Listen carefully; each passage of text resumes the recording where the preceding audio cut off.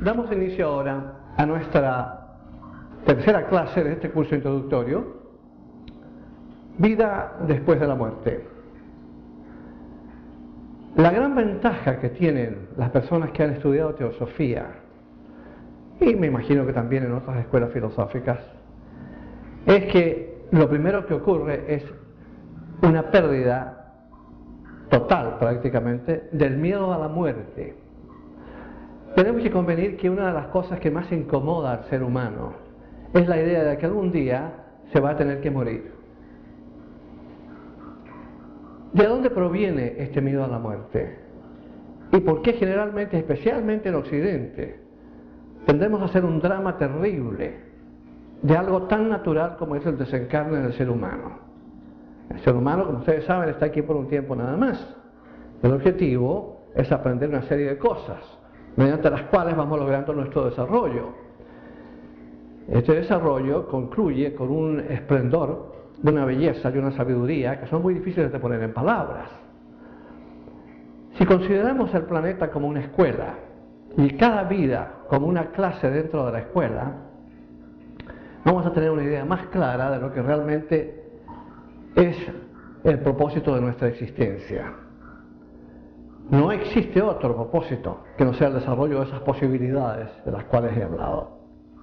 No existe otro propósito. El único es el desarrollo de esas posibilidades latentes que existen dentro de cada ser humano, un potencial realmente extraordinario.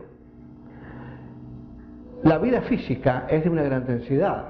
El cuerpo físico, mediante el cual expresamos vida a nivel físico, es de una gran densidad también. Requiere en consecuencia una gran medida de energía para poder funcionar. Como es natural suponer, mucho tiempo no puede durar. Va a durar entre 60, 70, 80 años, dependiendo del tipo de vida que la persona haya llevado, y también, según se nos asegura, depende del karma. Porque el karma, según se nos dice, es el responsable de indicarnos el momento de nuestro nacimiento y el momento de nuestro desencarne. Es el karma el que fija esos momentos. Pero que estamos aquí por un tiempo y que quienes nos rodean, nuestros seres queridos o otros seres humanos que coexisten con nosotros en el planeta, estamos aquí por un tiempo. Entender eso claramente en gran medida reduce la preocupación de aquel fantasma terrible que tenemos por delante y al que llamamos muerte. Preferimos no pensar en el asunto. Nos parece que es mejor dejar eso de lado, depositarlo en alguna parte de nuestro subconsciente y olvidarnos de que realmente algún día nos vamos a tener que ir de aquí. Según se nos asegura, de los 7 planos que componen el universo, de los cuales hemos hablado ya en lecciones anteriores, el físico es el más denso, en consecuencia el más opaco, el más duro, el más difícil. ¿Por qué tenemos que pasar por él? Es una etapa obligatoria, según nos dice Elena Blavatsky en su trabajo La Doctrina Secreta. Lo llama el ciclo de necesidad. Es en esas condiciones de restricción y limitación en que se encuentra el alma humana, en donde realmente ocurre nuestro desarrollo. Es inevitable tener que pasar por esto, de manera que hacerlo de la manera más apropiada, más grata posible, es sabiduría. Pero para poder hacer eso tenemos que tener una idea, tenemos que tener un entendimiento claro de cuáles son las leyes que intervienen, cuáles son los parámetros que realmente rigen nuestra evolución, cómo trabaja todo este proceso. Si hay una muerte, que la hay evidentemente, ¿en qué consiste? Si hay una vida después de la muerte, ¿en qué consiste? ¿Existe realmente un cielo? Como se nos dice en muchas religiones, para quienes se portan bien. ¿Existe realmente un infierno con azufre y llamas regido por un individuo de mala categoría, el demonio o el diablo, Satanás, como ustedes quieran llamarlo, en contraposición al cielo, lugar donde presumiblemente se encuentra Dios? Si existe un infierno y un cielo, en el proceso post-mortem, ¿dónde se encuentran? Normalmente se nos dice que el infierno está debajo de la tierra que pisamos.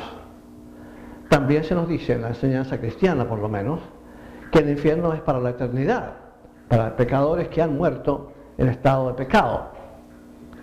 La idea falla por la base, no solamente por su infantilismo, que es completamente evidente, sino también por el hecho de que el planeta ciertamente no va a durar para la eternidad. Nada en el universo dura para la eternidad. Todo siempre está en estado de cambio, todo siempre está en estado de mejoramiento. Las formas, cuando ya han cumplido con la misión que tenían para llevar a cabo, se desintegran, desaparecen, reemplazadas por nuevas formas, mejores aún, para poder seguir expresando vida de manera más adecuada. Esa es una ley universal, es una ley fácil de observar. De manera que la idea de que puede existir algo debajo de la tierra, bueno o malo, por la eternidad, no es una idea viable. Como ya hemos dicho otras veces en teosofía, no existen ideas absurdas. Las ideas de muchísimas de las religiones, algunas no tienen el menor sentido, han sido puestas ahí por personas que pensaron que esa era la única forma de dirigirse a un público que todavía no estaba en condiciones de pensar. Y en consecuencia, darles algo sencillo era lo que motivó a estas personas para inventar mitos como el del infierno eterno, por ejemplo. Tenemos que entender que si vamos a aceptar la idea de un Dios infinitamente sabio, infinitamente bueno, infinitamente compasivo, infinitamente todopoderoso, no podemos atribuirle la idea de la creación de un infierno, ni mucho menos un infierno para castigar a quienes han cometido errores, pecados, como suele ser el asunto, entendiéndose que los errores y los pecados se cometen porque los seres humanos estamos en evolución, estamos en desarrollo, estamos incompletos y en consecuencia es inevitable cometerlos, incluso cuando sabemos que las cosas están mal y procedemos de mala manera. A veces nos vemos incapacitados para evitar proceder mal. ¿Por qué? Porque estamos incompletos emocionalmente, mentalmente, espiritualmente y en cuanto aspecto cabe imaginar. Estamos en evolución, lo natural es que ocurran esas cosas. La divinidad que ha creado todo este sistema y que nos ha dado la posibilidad de evolucionar mediante el sistema, no va a crear algo que realmente sobre lo cual no tenga control. Resulta absurdo suponer que se nos va a castigar por nuestras transgresiones durante nuestro proceso de desarrollo, en el cual las vamos a cometer precisamente porque estamos en desarrollo. Y en consecuencia, equivocarnos va a ser una cosa natural. Las consecuencias de esas equivocaciones las pagamos a través de la ley del karma, que vamos a estudiar en la lección número 5 de este curso. Es el karma el que se encarga de regular las desarmonías que nosotros creamos en nuestro ambiente para nuevamente establecer el proceso armónico que debe acompañar el proceso de desarrollo. De modo que no hay necesidad de pensar en infiernos eternos de ninguna especie, mucho menos de infiernos físicos, en donde hay un mar de fuego con azufre y un demonio con cuernos y cola atormentándonos. La idea realmente es infantil y convendría descartarla lo más pronto posible. Existen estados post-mortem, según vamos a explicar en esta lección, que son sumamente dolorosos y difíciles, pero ellos no son creados por un lugar, ni tampoco por la divinidad. Los únicos infiernos, esto tenemos que entenderlo bien claramente todos los estudiantes, los únicos infiernos existentes son los que el ser humano crea para sí con sus equivocaciones. Y las condiciones en que se va a encontrar en el proceso post-mortem, una vez que haya abandonado su cuerpo físico, va a ser exactamente la consecuencia de la forma como ha vivido su vida. Y eso a mí me parece que es perfectamente justo y lógico que así sea. La ley de causa y efecto actúa en todo sentido en el universo, incluyendo nuestra forma de desarrollo. Y en consecuencia nos va a dar exactamente lo que merecemos, dependiendo de lo que hayamos hecho. Si hemos sembrado maleza, no podemos esperar tener flores hermosas. De manera que convendría entender claramente la importancia de vivir una vida equilibrada, tranquila, armónica, que realmente esté animada por el amor y la consideración por los demás. Vivir una vida honesta, tratar de hacer lo mejor que uno pueda dentro de sus limitaciones, es lo que nos va a asegurar una vida post-mortem sin dolor. El dolor tiene muchas formas. Y el dolor emocional y el dolor mental son a veces mucho más duros y difíciles de manejar que el dolor físico. Y recordemos que una vez que hemos perdido nuestro cuerpo físico, los otros vehículos tanto el mental como el emocional o astral, continúan con nosotros. De manera que nos vamos a encontrar con las consecuencias de nuestra forma de actuar durante nuestra encarnación. Si nuestra forma de actuar no ha sido apropiada, ha estado guiada por el egoísmo y la maldad, es exactamente con lo que nos vamos a encontrar al otro lado, víctimas del infierno que nosotros mismos hemos creado.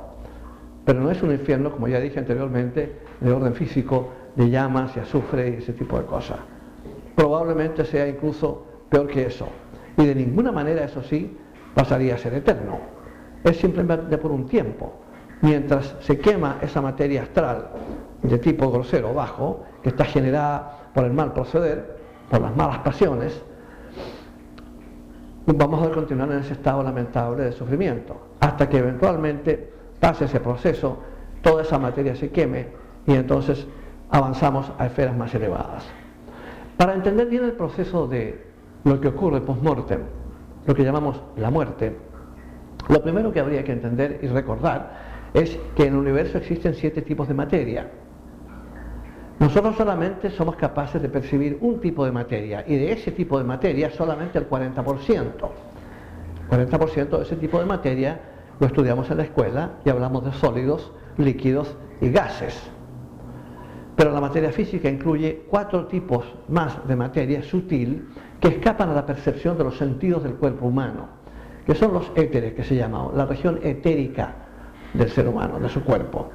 Fundamentalmente, a esto se le conoce como el doble etérico, o etéreo, que también le llaman, como ya vimos en la lección número 2. La Tierra tiene la misma estructura del ser humano, tiene 7 esferas, así como el ser humano tiene también 7 cuerpos, de los cuales emplea 5 durante la etapa humana.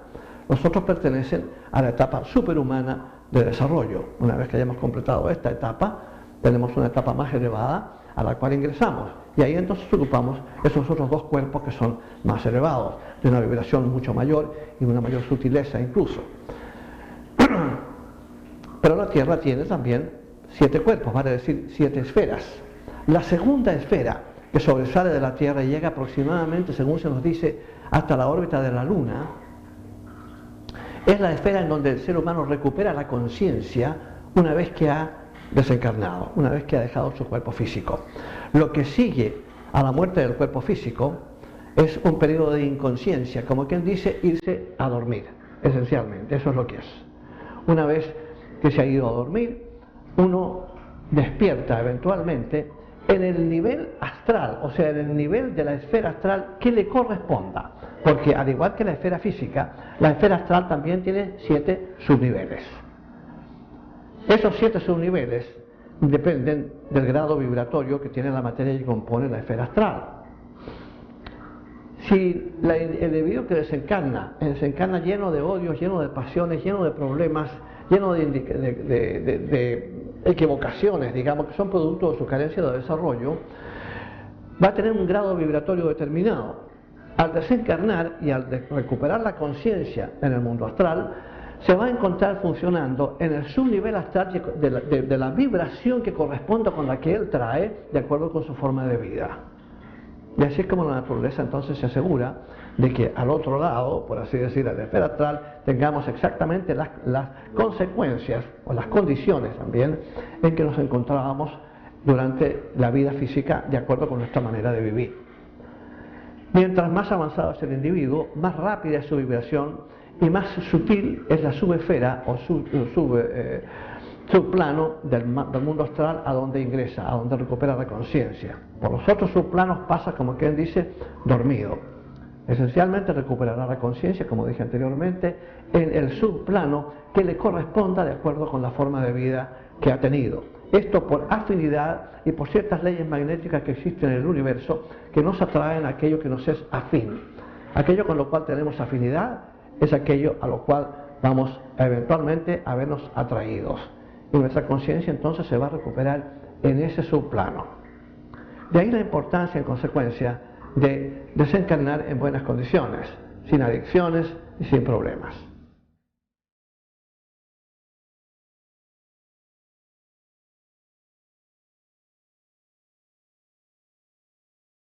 Hola, les habla Enrique Renard. si les ha gustado lo que han visto en la primera fase de este curso, les digo que es posible tomarlo en vivo, si así lo desean, y si viven en Miami, es el área donde yo resido. Vean el número de teléfono que hay en pantalla y pónganse en contacto conmigo para saber las fechas de inicio. Gracias.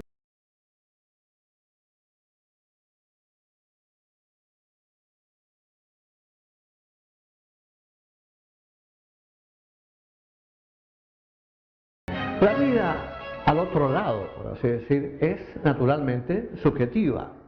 Eso no significa que sea menos vida de lo que nosotros consideramos como vida en el mundo físico. De hecho, lo que se nos asegura es que hay un montón de personas que después de desencarnar se sienten extraordinariamente vivas, mucho más vivas de lo que se sentían cuando estaban vivas en el mundo físico. Y es natural suponer que así ocurra, porque en el mundo astral la vibración es mucho más rápida. Hay menos, en consecuencia, oposición de la materia a la energía universal de vida, de la cual somos parte. Y en consecuencia lo natural es que se vea como una cosa bastante más viva, bastante más activa. La vida en el mundo astral es de enorme intensidad. Recordemos también que se trata del plano. A mí no me gusta usar la palabra plano porque da la idea de algo plano, se trata de una esfera en realidad, pero es lo que ustedes van a encontrar en los textos. De manera que la vida en el plano astral realmente es de deseo y de emoción, esencialmente. Esa materia responde con mucha intensidad a todo lo que sea deseo y emoción. De manera que todo lo que vamos a sentir intensamente en el mundo físico, en el mundo astral lo vamos a sentir con 10 veces mayor intensidad. De ahí entonces proviene el sufrimiento del que hablábamos anteriormente, de las personas que desencarnan, por ejemplo, en condiciones adictivas. Supongamos, tenemos el ejemplo de una persona que bebe exageradamente y que se ha transformado en un alcohólico. Después de 30 o 40 años de estar abusando de la bebida, su cuerpo físico ya simplemente no le responde y eventualmente deja de funcionar. El individuo desencarna y se encuentra ahora despertando en uno de los planos no muy elevados del plano astral. Lo primero que experimenta es una intensa sensación de estar vivo, pero se encuentra con condiciones que son en cierta medida drásticamente modificadas con respecto a lo que es la vida física. Las cosas están ahí, las ve árboles, montañas, gente, más o menos lo mismo que el mundo físico, pero las cosas se le desaparecen en el momento que deja de pensar en ellas. Tiene también la curiosa disposición para poder mirar periferalmente. Como ya no depende de ojos físicos, porque no los tiene, puede ver en todas direcciones simultáneamente, 360 grados, por así decir. Y eso lo desconcierta enormemente. Cuando una persona está desconcertada, una persona que bebe, lo primero que va a querer naturalmente, en este caso, es un trago. En el momento de pensar en el licor, el trago se le manifiesta inmediatamente porque la mente mueve la materia astral sin dificultad porque es tanto más liviana, tanto más sutil que la materia física. Y la mente no tiene dificultad para entonces materializar objetos en los cuales uno piensa. En el momento que uno deja de pensar, los objetos se desaparecen, según se nos dice. Pero si uno quiere cualquier cosa que quiera materializar en ese momento, la puede materializar sin problema. El individuo no lo sabe, pero al pensar en el licor, el vaso de cerveza o de whisky o de lo que sea que le gustaba tomar, se le aparece e inmediatamente lo coge y se lo bebe. Pero no siente nada, porque el vehículo para sentir era el cuerpo físico y ese ya no lo tiene, se le murió. Y en consecuencia cree que es cuestión de más licor. Y puede terminar con un tonel de licor, de cerveza o de vino o lo que sea, con el objetivo de poder tomar más para poder sentir algo relacionado con el alcohol. Y no siente absolutamente nada. Y comienza entonces un verdadero tormento. Porque el cuerpo astral está acostumbrado a la ingesta de alcohol durante 30 o 40 años. Y ahora de nada le sirve ingerirlo porque no le produce nada. Comienza entonces el terrible problema de lo que llaman en inglés withdrawal, es decir, salirse del hábito. Es una cosa que ya está cristalizada en la conciencia del individuo, de manera que es muy difícil romperla. Pero eventualmente la falta de satisfacción del hábito empieza a debilitar la energía. Y entonces esa capa astral que se encuentra en el cuerpo astral del individuo y que era lo que le impelía a beber, empieza a desintegrarse. Gradualmente la conciencia del individuo en consecuencia va cambiando y se mueve al subnivel astral siguiente, un poco más elevado, que ya no responde a esa vibración baja.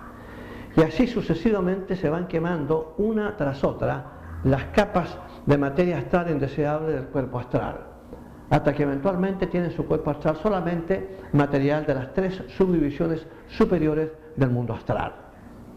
Ahí ya entonces la vida se le hace bastante más grata, porque esas capas representan deseos elevados, todo lo que tiene que ver con arte, con filantropía, con todo lo que tiene que ver con orden emocional, pero al mismo tiempo noble y elevado, es lo que se manifiesta en la parte superior o en las subdivisiones superiores del mundo astral.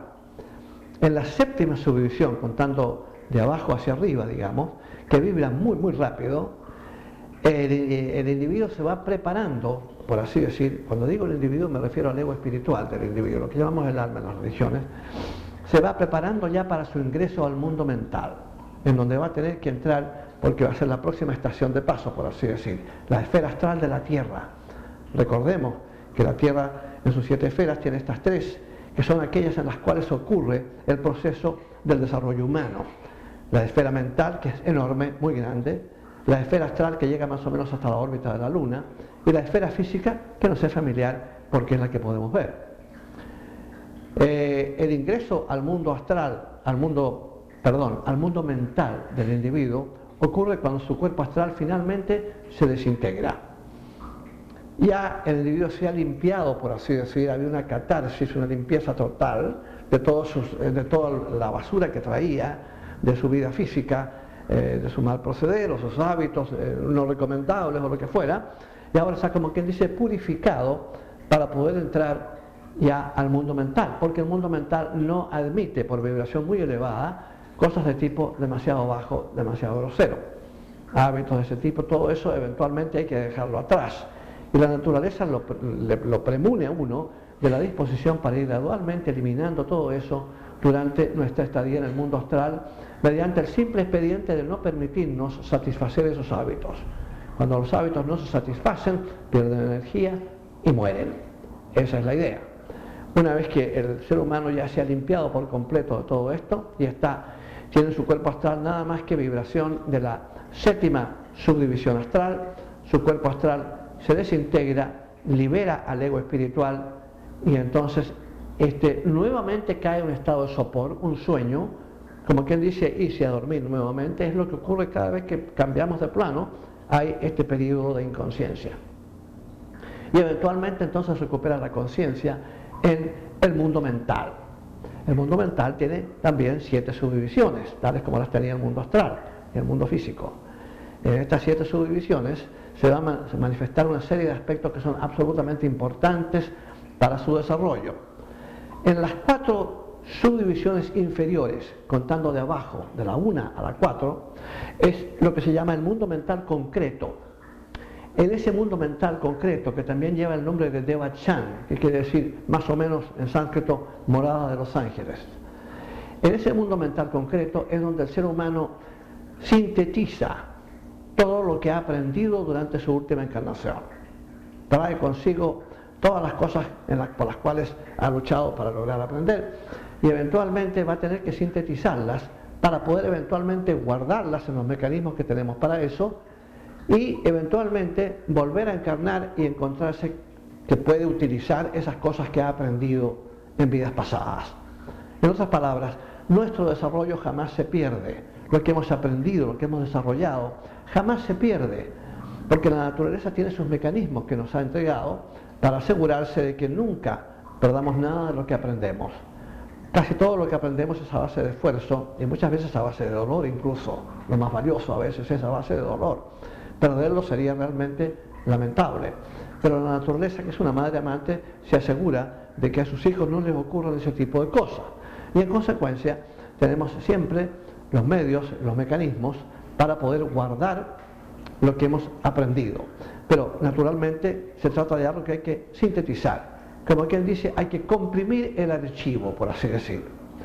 Dijimos en la segunda clase que el ser humano retiene de los vehículos que va perdiendo, primero el físico, el doble etéreo, luego el cuerpo astral y luego el cuerpo mental, todos desaparecen eventualmente, se desintegran, Sin embargo, el ser humano retiene un átomo de cada uno de esos vehículos, y a ese átomo se le conoce como el nombre de átomo simiente o átomo permanente.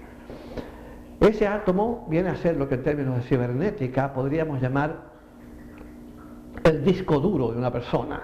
Es la memoria en la cual tenemos depositado todo lo que realmente somos, tanto bueno como malo.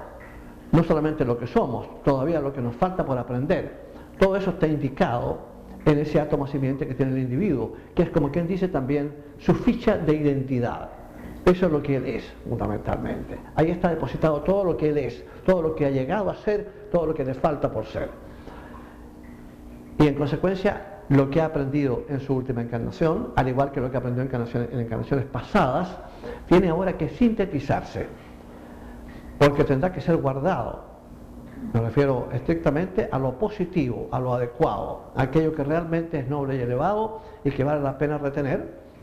Todo eso va a tener que ser guardado en el quinto vehículo que tiene el ser humano, que está hecho de la materia de las tres subdivisiones superiores del mundo mental. Es decir, lo que se llama el mundo causal.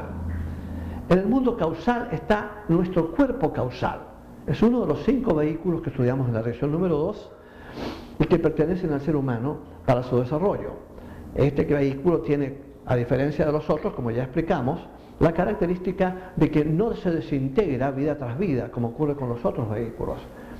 Este vehículo se mantiene y va creciendo cada vez más a medida que le vamos incorporando nuevas cosas, le vamos incorporando nuevas características, le vamos incorporando nuevos aprendizajes, nuevos desarrollos, y gradualmente va ganando entonces en tamaño, en colorido.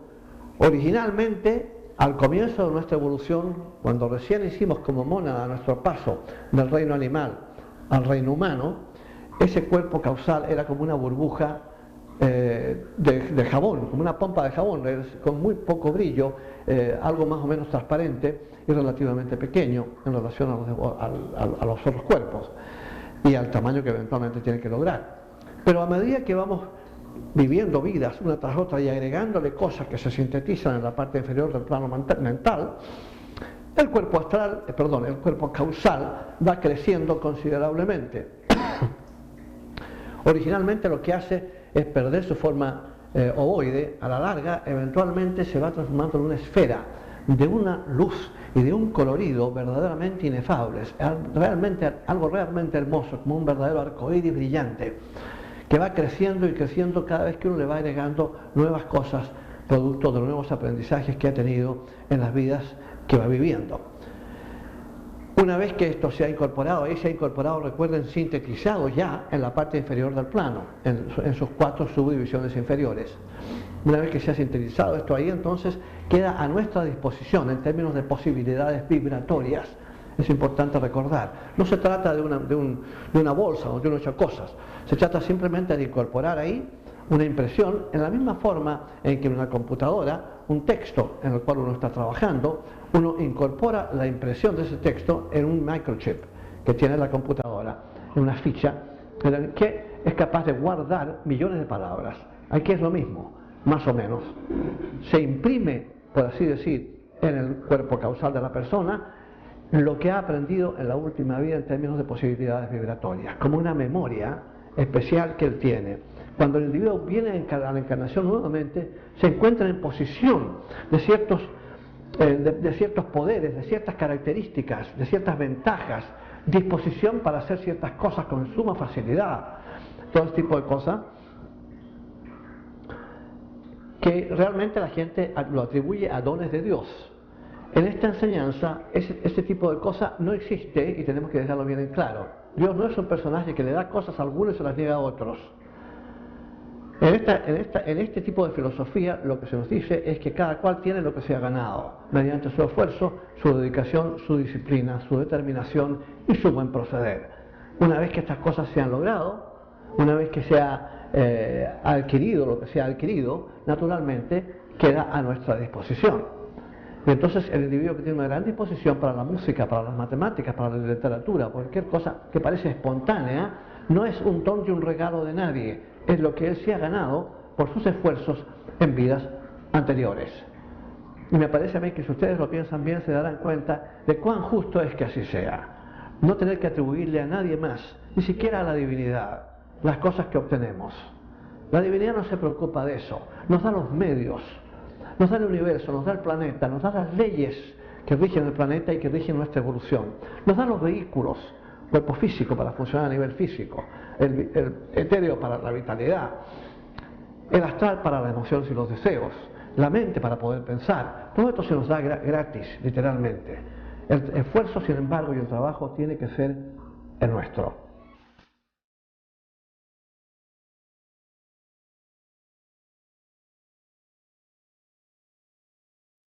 Hola, les habla Enrique Renard.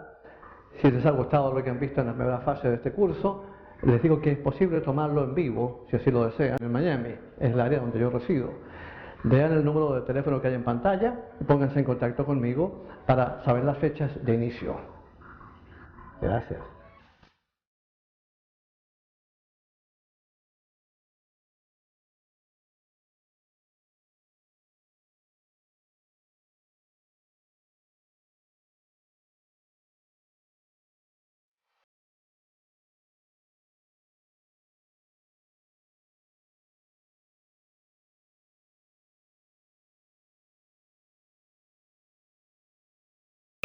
Como hablábamos anteriormente, nos encontramos ahora en el mundo causal, es decir, la parte superior del plano mental. Desde ahí el hombre va a volver a la encarnación, pero no antes de haber pasado por una serie de purificaciones, como ya dije anteriormente, en el mundo astral. Es interesante considerar lo que ocurre, sobre todo en conexión con personas que se nos aparecen a veces, o a veces nos encontramos, o saber si nos vamos a encontrar eventualmente en el mundo astral o en el mundo mental con nuestros seres queridos que ya han fallecido. Al respecto, diremos que es perfectamente posible semejante comunicación. ¿Por qué? Porque esas personas no están muertas. Una de las cosas importantes de recordar en teosofía es que no podemos morir, somos seres inmortales. En consecuencia, las personas que se nos han ido y que hemos pensado que se murieron y lloramos por ellas y nos desesperamos pensando que las hemos perdido para siempre, es un grave error considerarlo de esa manera. Las religiones han resuelto decir que efectivamente uno sigue viviendo después de la muerte, pero hablan de un cielo que se supone que está allá arriba. Arriba no se sabe dónde, porque en el universo no hay arriba ni abajo, como ustedes saben. Pero es una idea que se ha puesto de la manera más simple posible para que la gente pueda más o menos entenderla. Sin embargo, una vez que uno se pone a pensar un poco al respecto, no resulta una idea muy viable que digamos. Y en consecuencia hay que pensar exactamente en qué consiste ese proceso de encontrarse con otras personas. Hay mucha gente que dice, nadie ha vuelto para comprobarlo. Me parece a mí que es un grave error pensar en esos términos. Los hospitales del mundo, todos los hospitales, están llenos de casos de personas que han sido declaradas clínicamente muertas, en el sentido de que el corazón se ha detenido y el cerebro ha dejado de emitir onda, lo cual es clínica y legalmente razón para indicar que la persona está fallecida. Sin embargo, ocurre muchísimas veces que esas personas vuelven a la vida y en consecuencia, generalmente lo que cuentan de lo que pudieron percibir es más o menos lo mismo. No es un túnel con una luz al fondo, una especie de zumbido. A veces varía un poco la historia, pero fundamentalmente no importa de dónde venga la persona, su grado de cultura o de educación, de su nivel social o del orden. Lo que vemos esencialmente es más o menos siempre lo mismo.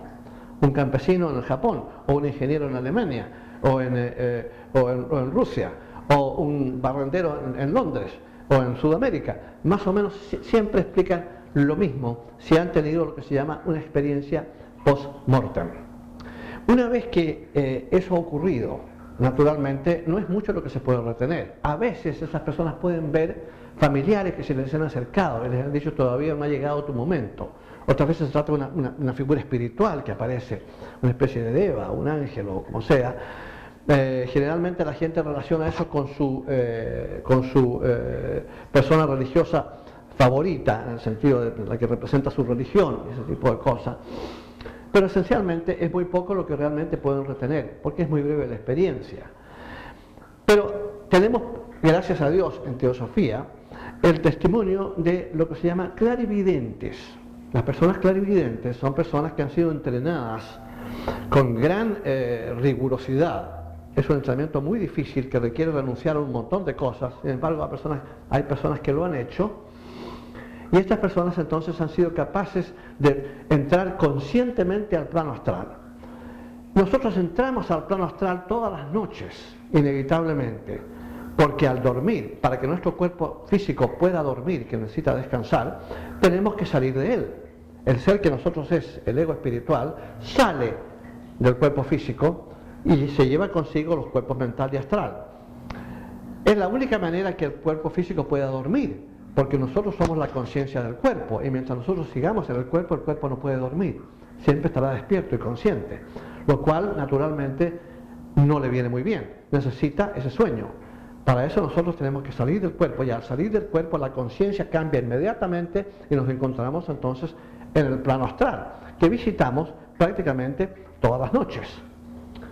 Y en consecuencia ahí estamos en situación de vernos a veces con familiares fallecidos o personas que todavía no están fallecidas, pero cuyo cuerpo físico está durmiendo en la cama, y en consecuencia podemos tener un contacto y una interacción en el mundo astral con esas personas.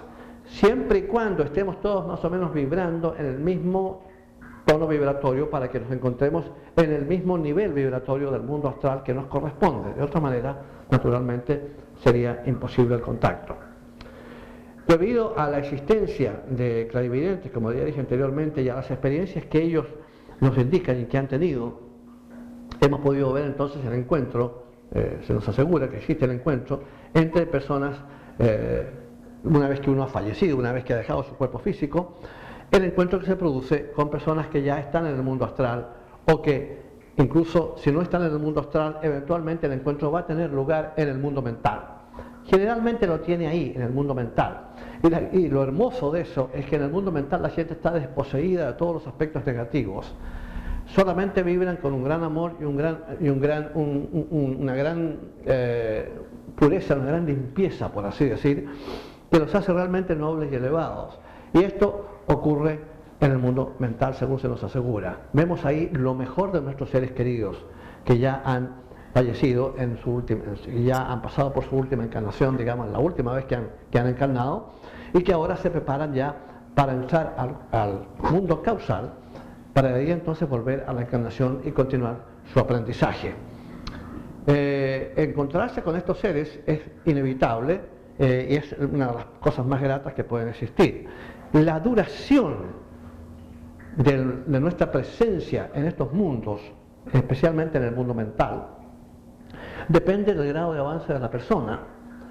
Una persona, por ejemplo, muy primitiva, muy básica, una mónada que recién ha hecho su paso del animal al ser humano, esencialmente, no va a tener realmente mucha participación en el mundo mental. Todavía no ha desarrollado el intelecto, todavía no tiene casi ningún desarrollo mental ni emocional adecuado. Vibra muy bajo todavía, porque viene con todos los resabios del mundo animal, en el cual ha estado evolucionando.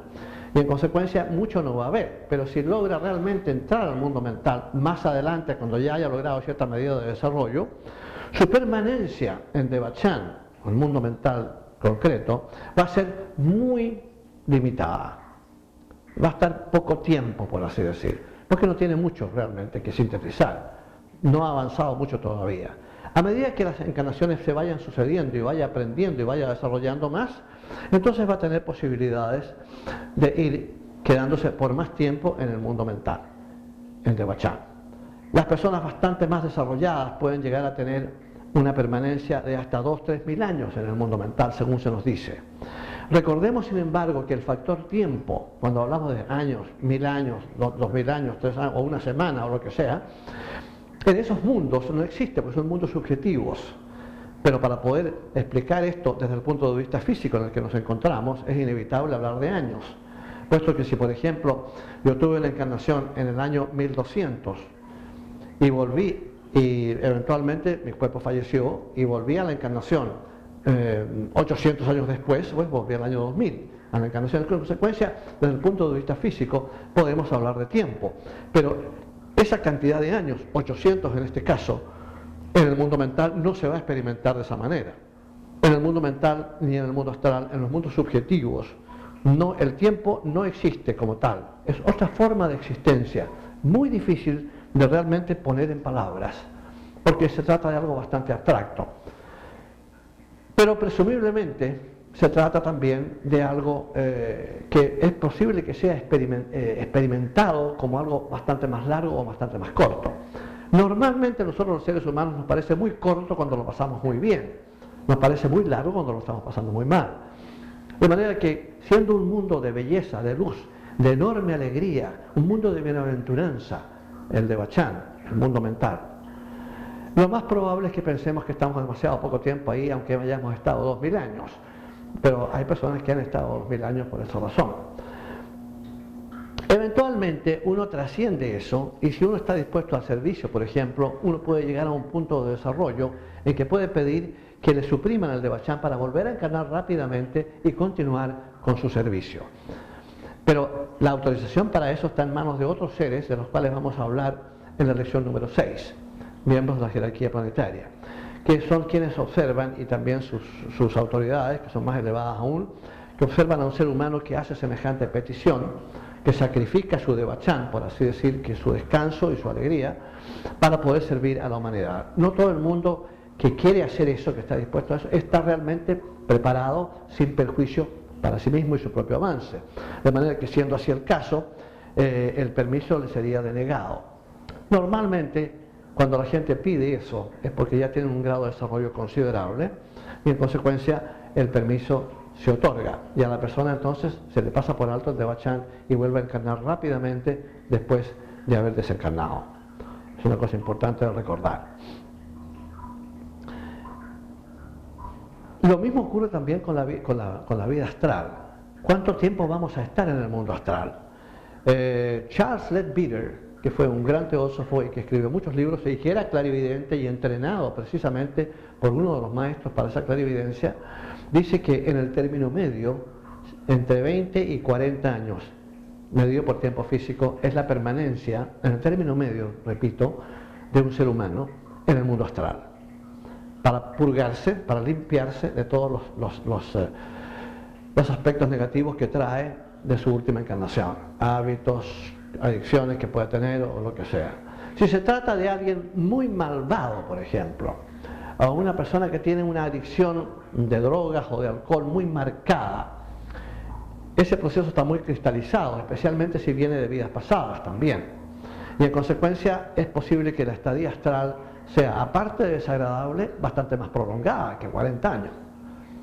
Hay gente también que tiene sus obsesiones personales, no de orden negativo necesariamente, pero por ejemplo, si el individuo tenía una fábrica, una industria, y nunca se casó, ni nunca hizo absolutamente nada en su vida, sino solamente dedicar toda su vida a esa industria, y la creó cuando tenía 20 años de edad, y ahora murió a los 80 años, estuvo 60 años trabajando en esa industria, que era su vida, era todo lo que él realmente quería y lo que le agradaba, se va a encontrar que tiene en la misma industria en el mundo astral, como quien dice, el doble de esa industria, pero ahora en materia astral. Y va a continuar de lo más contento trabajando en su oficina y en todas las cosas que él con su propia mente va materializando para continuar viviendo la vida que le gustaba vivir, para continuar en aquello que era lo que él consideraba su vida, lo que realmente le interesaba. Y eso naturalmente tiene el gran problema de que el individuo se va quedando atrasado, por así decir, se va quedando en el mundo astral más tiempo del que realmente debiera.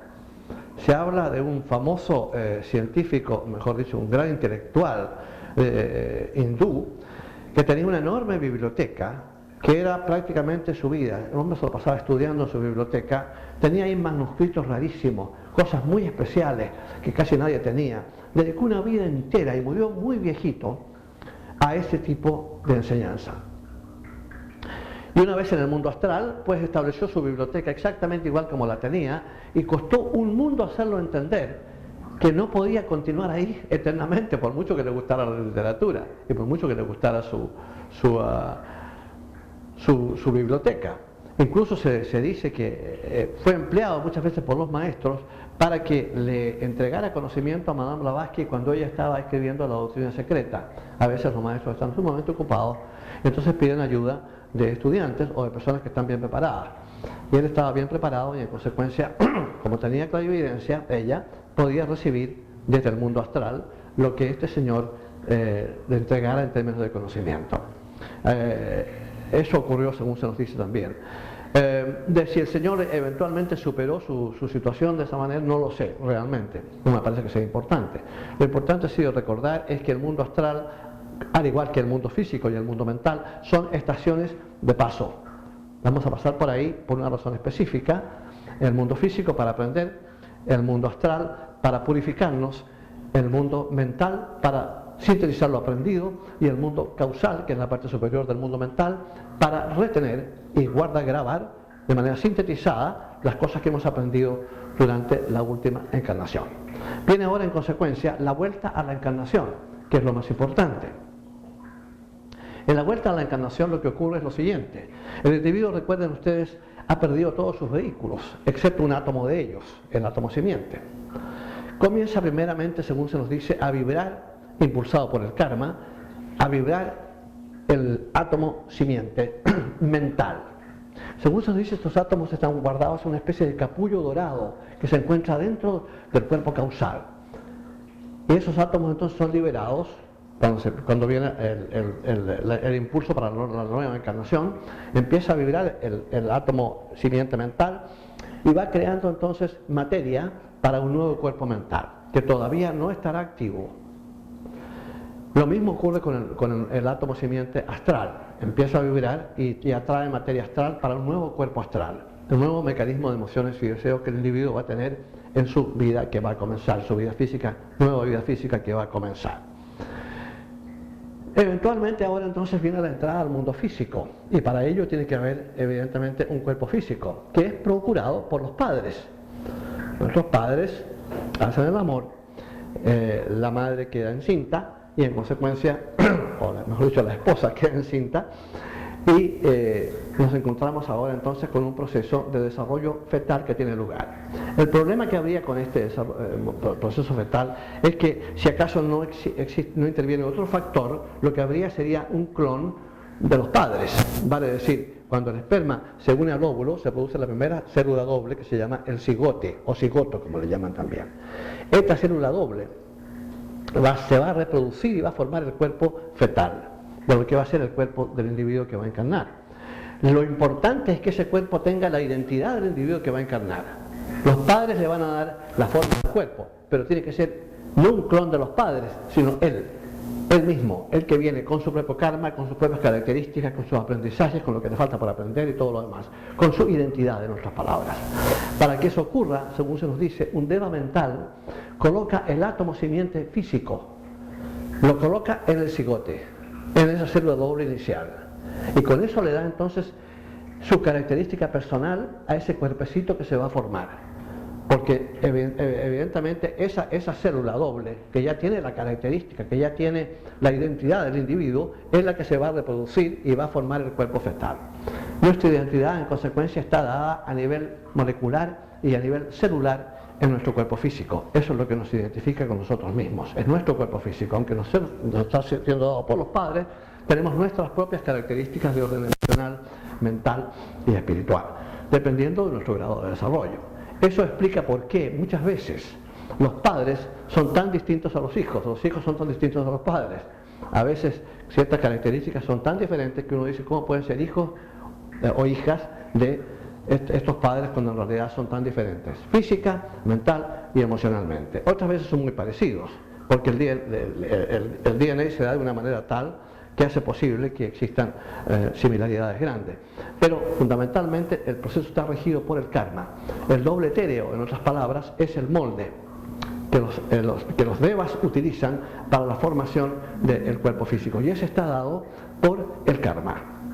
De modo que lo que se va a formar adentro de la matriz de la madre es simplemente la parte de carne, la parte, digamos, física esencialmente, pero va a tener que estar de acuerdo con las especificaciones de su doble etérico.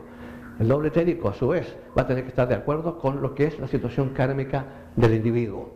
Si el individuo viene con una limitación grave, como es por ejemplo ceguera, el bebé no puede ver, de ahí para adelante, en vidas pasadas ha causado la ceguera de otras personas y ahora viene en condiciones tales en que no puede ver. no es un castigo, es simplemente la forma como la naturaleza le trata de hacer entender al ego espiritual que no le puede permitir a su personalidad ciertos abusos, porque va a haber un precio que pagar. En este particular caso, si ha causado la ceguera de otras personas por irresponsabilidad o por crueldad, ahora viene privado de uno de los sentidos más importantes. Vuelvo a repetir, no es castigo, sino simplemente el efecto de una causa que el individuo ha sembrado. Recordemos siempre que todo en el universo está regido por la ley de causa y efecto. La ley de causa y efecto no es la ley del karma, la gente se confunde con eso. La ley del karma es una ley que está basada en el principio de causa y efecto. Causa y efecto es una cosa mecánica. La ley del karma no es mecánica, es una ley que se ajusta y se acomoda y que nosotros podemos modificar de acuerdo con nuestra forma de actuar, porque la palabra karma significa acción. Eso lo vamos a estudiar en la clase número 5, cuando estudiamos la doctrina del karma. Y ahí vamos a explicar entonces hasta qué punto está bajo nuestro control el poder manejar esta ley de una manera tal que tengamos vidas que no sean demasiado difíciles o demasiado dolorosas. Esa es entonces la trayectoria del individuo una vez que ha desencarnado. No hay razón para asustarse de la muerte en consecuencia, porque vamos a volver y vamos a continuar viviendo porque somos inmortales. En nuestra próxima clase vamos a tratar sobre la doctrina de la reencarnación, algo bastante mal comprendido por la gran mayoría de la gente y que todo estudiante de ciencia oculta debe tener muy en claro. Muchas gracias.